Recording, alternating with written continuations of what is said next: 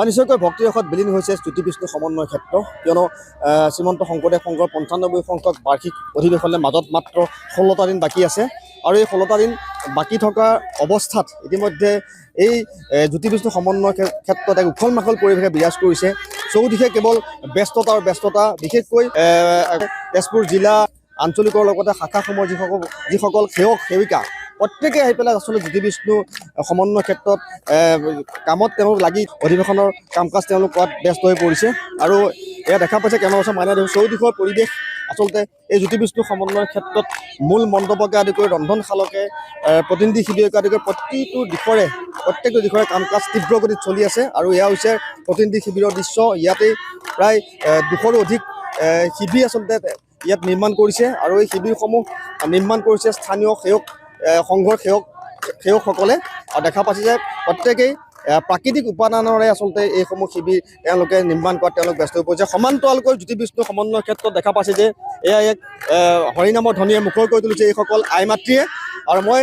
প্ৰথমে মই হৰিনামৰ মাজলৈ সোমাই যাব বিচাৰিছোঁ তাৰ পিছতে মই তেওঁলোকৰ মনৰ ভাৱ জানিবলৈ মই চেষ্টা কৰিম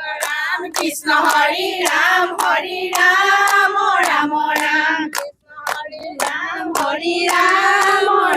ৰাম সনাতন নাৰায়ণ ৰাম কৃষ্ণ হৰি ৰাম ৰাম অনন্ত বসুত সনাতন নাৰায়ণ ৰাম কৃষ্ণ হৰি ৰাম ৰাম জন্ম দিবু ব্ৰহ্মাণ্ড কৃষ্ণ হৰি ৰাম ৰাম সনাতন নাৰায়ণ প্ৰাণ কৃষ্ণ হৰি ৰাম ৰাম হৰি ৰাম হৰি ৰাম হৰি ৰাম হৰি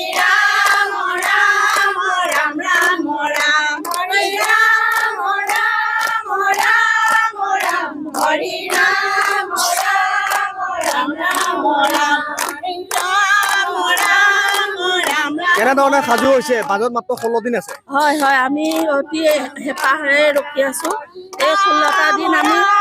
ভকত বান্ধৱ আহে ইয়াত আমি চফা কৰিবলৈ আহিছোঁ আজি ৰাতিপুৱা সকলো গোপিনী আইসকল ইয়াতে আমি মিলিত হৈ গৈ মানে মিলনভূমিত পৰিণত হৈছে গোটেই জামুগুৰি অঞ্চল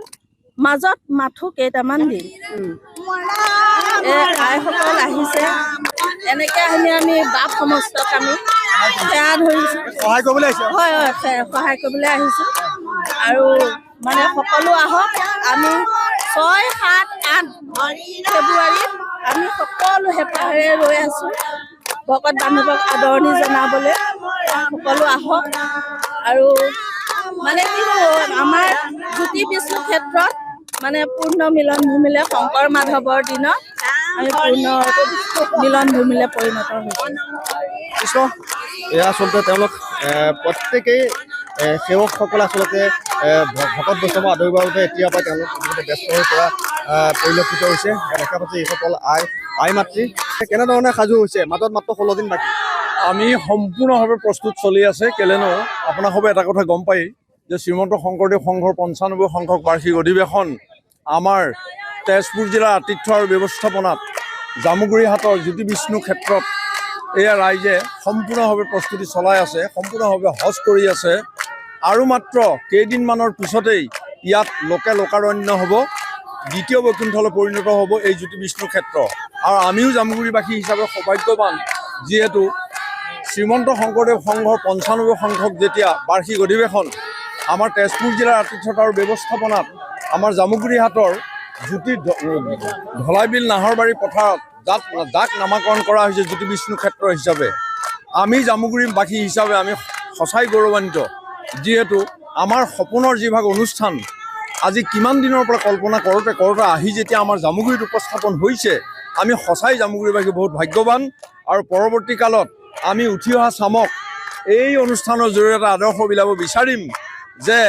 এক শৰণ হৰিনাম ধৰ্মৰ যি প্ৰভাৱ আপোনালোকে নিজে আহি উপভোগ কৰক আৰু ইয়াত আহি আমাৰ লগত সহযোগিতা আগবঢ়াওক কৃষ্ণ ধন্যবাদ কৃষ্ণ